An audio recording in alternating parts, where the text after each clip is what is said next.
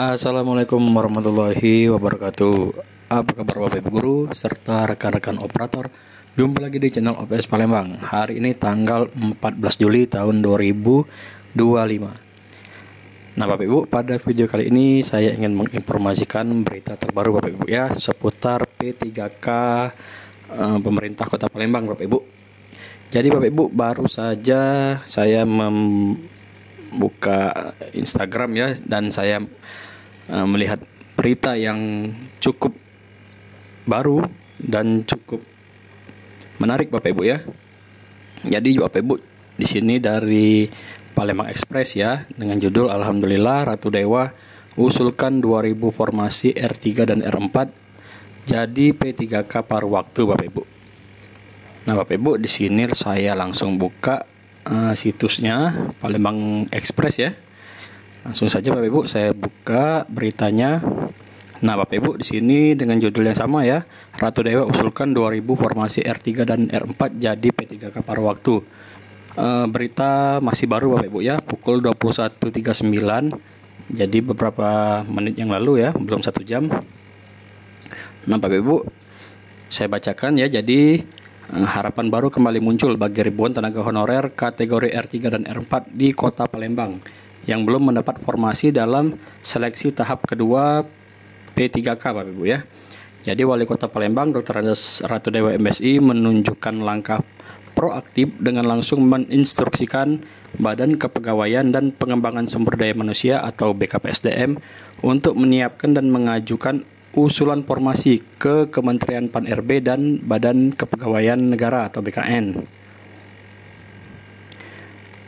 Meski kita masih menunggu juknis resmi dari pemerintah pusat, saya minta Palembang jangan pasif. Kita harus jemput bola dan menjadi kota yang aktif mengusulkan. Tegas Ratu Dewa, Kamis 11 Juli 2025. Dewa menyebutkan sekitar 2000 tenaga honorer R3 dan R4 akan diusulkan dalam formasi terbaru yang akan segera dikirimkan ke pusat Bapak Ibu ya. Jadi Bapak Ibu, berita ini menjadi kabar gembira Bapak Ibu bagi Bapak Ibu yang kemarin hasil tesnya itu R3 dan R4 yang belum mendapat formasi Bapak Ibu ya.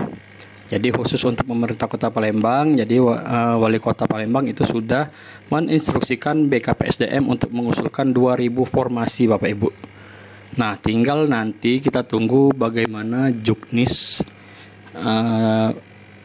dari pemerintah pusat Bapak Ibu ya, atau dari Menpan RB tentang bagaimana sistem perekrutan atau sistem seleksinya.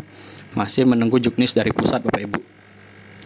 Nah Bapak Ibu, ini juga sejalan dengan komitmen Bapak Wali Kota ya, yang dalam 5 tahun terakhir selalu memprioritaskan atau memprogramkan untuk pengadaan tenaga ASN di Kota Palembang serta penataan non-ASN Bapak Ibu ya.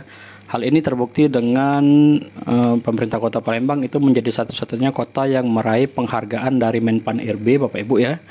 Nah Bapak Ibu, di berita ini ya, jadi Pemkot Kota Palembang sukses menjadi satu-satunya kota se-Indonesia yang berhasil membawa pulang penghargaan bergengsi dari Menteri Pendayagunaan Aparatur Negara dan Reformasi Birokrasi atau Menpan RB pada kegiatan rapat koordinasi persiapan pengadaan ASN tahun 2024 yang berlangsung di Hotel Bidakara Jakarta.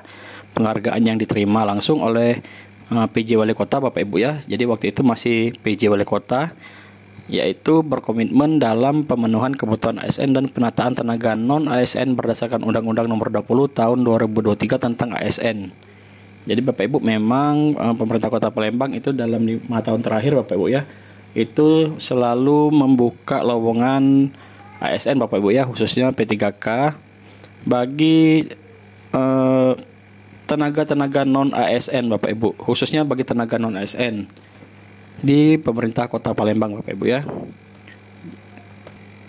Nah Bapak Ibu, mungkin itu saja yang dapat saya sampaikan. Semoga bermanfaat. Saya akhiri. Wassalamualaikum warahmatullahi wabarakatuh. Dadah.